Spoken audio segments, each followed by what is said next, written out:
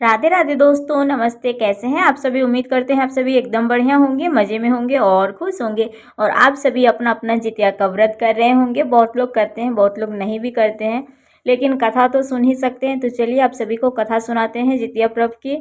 और ये जीवितवाहन भगवान का कहानी है। कल सुनाए थे चीलो सियारों की कहानी कल के वीडियो में।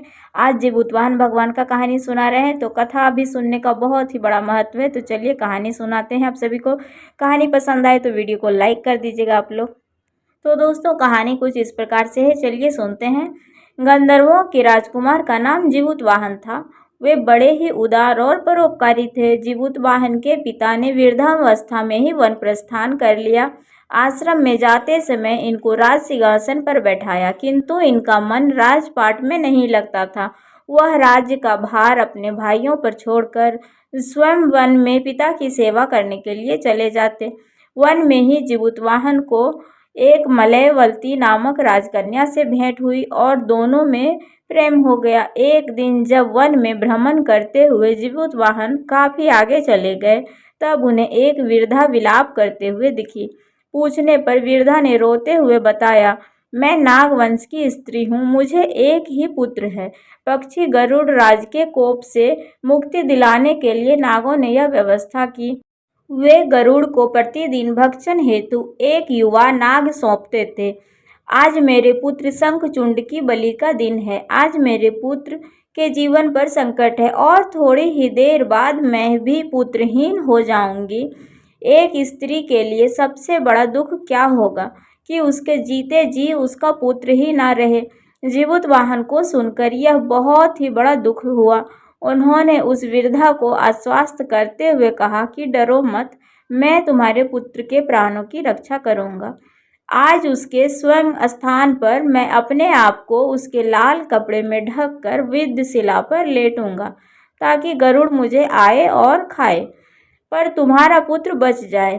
इतना कहकर जीवितवाहन ने शंखचूंड के हाथ से लाल कपड़ा ले लिया और वह उसे लपेटकर गरुड़ की बलि देने के लिए चुनी गई स्थान पर चले गए और वहां पर वेदशिला पर जाकर के लेट गए।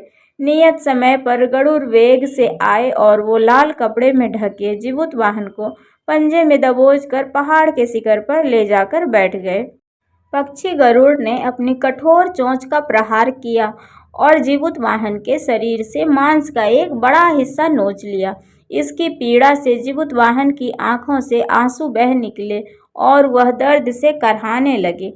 अपने पंजे में पकड़े प्राणी की आंखों में आंसू और मुंह से कराह की आवाज़ सुनकर गरुड़ को बड़ा ही आश्चर्य हुआ और आश्चर्य में वो पड़ गए, क्योंकि ऐसा हालत तो पहले कभी नहीं हुआ था।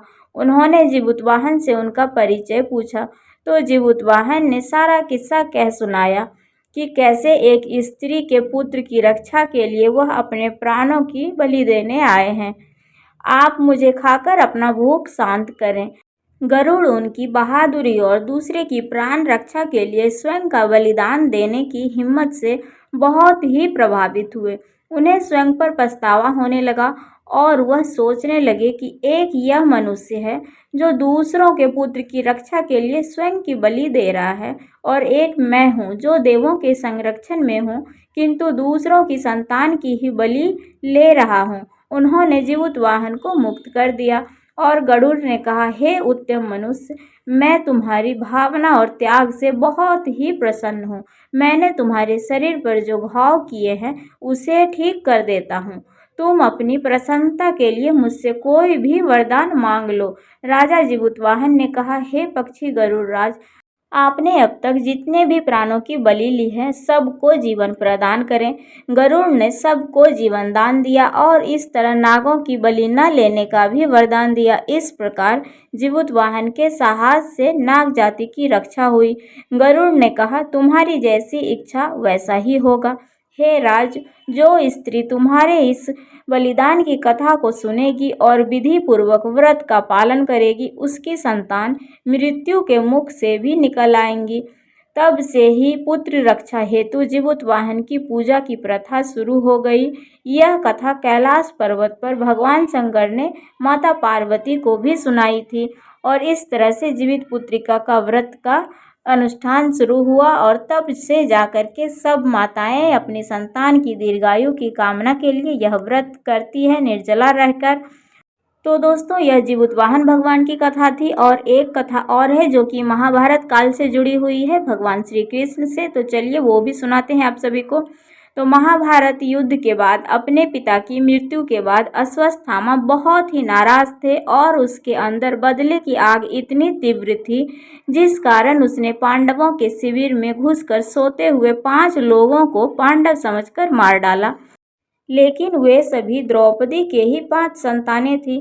उसके इस अपराध के कारण अर्जुन ने उसे बंदी बना लिया और उसकी दिव्यमणि छीन ली, जिसके फलस्वरूप अश्वत्थामा ने उत्तरा की अजन्मी संतान को गर्भ में मारने के लिए ही ब्रह्मास्त्र का उपयोग किया, जिसे निष्फल करना नामुमकिन था। उत्तरा की संतान का जन्म लेना भी आवश्यक था, जिस कारण भगवान श्री कृष्ण ने अपने सभी पुण्यों का फल उत्तरा की अजन्मी संतान को देकर उसको गर्भ में ही पुनः जीवित किया।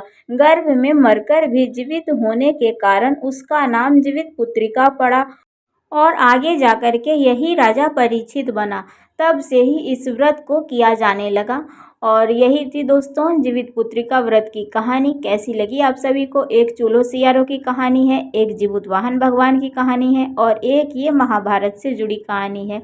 तो 3 कहानी थी दोस्तों। आज के वीडियो में 2 कहानी सुनाई आप सभी को। कैसी लगी हमारी कहानी? अगर थोड़ी सी भी अच्छी लगी हो तो वीडियो को आप लोग प्लीज़ लाइक कर दीजिएगा। चैनल पर जो भी नए आते हैं तो सब्सक्राइब कर लीजिएगा। और आज दोस्तों हमारे इधर में नहाए खाए है, कल जाकर के उपवास करेंगे। आज शाम से ही 5 बजे से निर्जला उपवास हमारे इधर शुरू हो चुका है। कल जाकर के पूरा दिन रात रहेगा, परसों जाकर के पारण होगा। तो दोस्तों देखते हैं, अगर वीडियो बना सकते हैं तो आप सभी के साथ शेयर करेंगे और अगर नहीं बना सकते हैं क्योंकि उपवास में कुछ वैसा किया भी नहीं जा सकता है, तो देखते हैं अगर बनेगा वीडियो तो आप सभी के साथ ज़रूर शेयर करेंगे। तो चलिए मिलते हैं आप सभी से फिर से एक अगले वीडियो में। इस वीडियो को यहीं पे एंड करते हैं और इस वीडियो को आप लोग ज़रूर से लाइक सब्सक्राइब शेयर कमेंट ज़रूर करिएगा। मिलते हैं फिर से आप सभी से अगले वीडियो में। तब तक के लिए बाय बाय, राधे राधे। और फिर से जितिया व्रत की ढेर सारी शुभकामनाएं सभी माताओं के लिए। मिलते हैं फिर से, राधे राधे।